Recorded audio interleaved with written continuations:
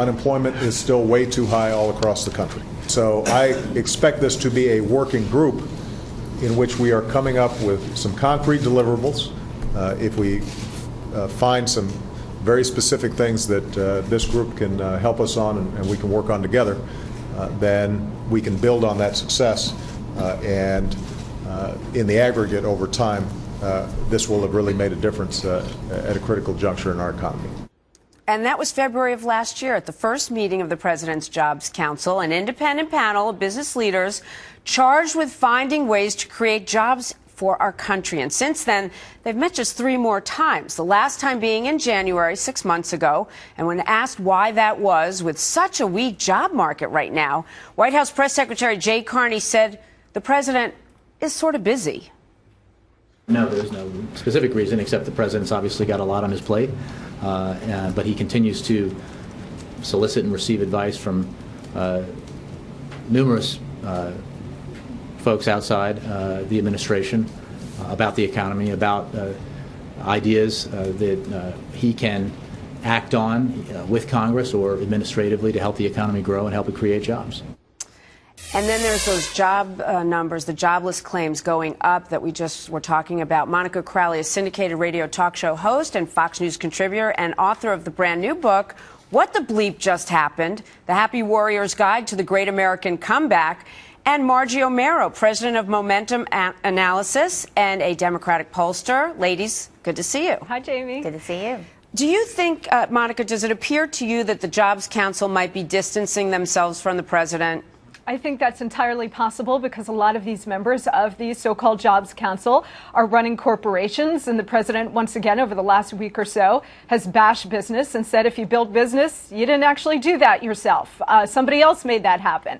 But look, Jamie, the bigger point is that this Jobs Council is yet another phony sham group that the president put together to try to make it look like he cared about the nation's economic and fiscal issues. We saw this once before with the debt commission, Simpson-Bowles, which he assembled, put in place, and immediately and promptly blew off all of their recommendations. He's done it again with the Jobs Council. Remember, during the transition, during the transition, he assembled so-called wise minds like Paul Volcker and Warren Buffett, blew off all of their recommendations. This is all meant to look like to the American people that the president actually cares about these things when all he cares about is increasing dependency on government, not about creating jobs, not about cultivating business, not about taking any of their recommendations. Margie, let me ask you this. The president was very forthright when he said that the stimulus did not create the amount of jobs that he had hoped.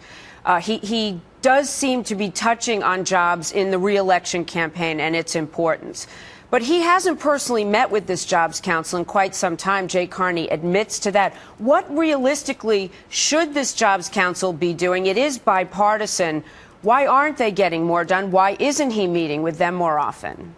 Well, the council includes corporations. It also includes labor. I mean, it's intended to be bipartisan and come from a variety of sectors. And they've also implemented, the president's already implemented some of the recommendations that have come from the council. I would point viewers to look at the entire amount of Jay Carney's remarks, where he goes through some of the things that the president has implemented, an executive order that would improve efficiencies, as well as 4 new projects that have already started. And that's just from this council. And by contrast, you have Republicans who they support the Ryan budget, which would cost 4 million jobs in just the next 2 years. By contrast, Republicans are doing this kind of sham vote, that meaningless vote to repeal health care 33 times, I think, that would take away mandatory maternity care coverage and breast cancer coverage. I don't really see how that creates any jobs. Okay, I want to just stay on point, Margie, and I want to ask you this, because in researching this segment, to be able to have a conversation with 2 of you really elite in this category, I noticed that members of this Jobs Council that the president has put together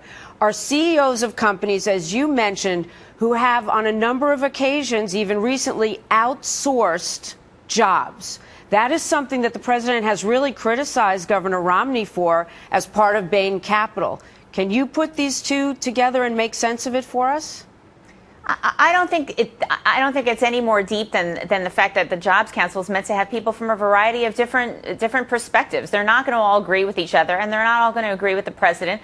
And as a result, he's getting some information which he's been using, and also has his own agenda, which Republicans have continued to block time and time again. I think well, hold on, Margie. Monica, Margie, for the first 2 years of this man's administration, he had huge Democrat majorities in the Congress. So let's stop with the nonsense about blaming Republican obstructionism. That's number one. Number two. Those aren't my words. That's what the American people say in polls. That is not true. The reason why we have such staggeringly and stubbornly high unemployment is a direct result of this president's economic policies that have created a wet blanket over job creation in this nation through the fog of 28 uncertainty, straight months through of private sector Obamacare, job which is growth. highly unpopular. Most of the American people hate, which has created the lack of incentive for businesses of all sizes to create jobs. All right, ladies, and unless and until this president is removed from office 28 in months of November, you private will not sector. see The any failed job policies creation. of the Republicans that got us Don't here. give me It's that, not Margie. President That Obama. is such Ladies, nonsense. This president has been in office I'm 3.5 sorry. Was years. President Obama And the American president people are in holding late him 2008? accountable.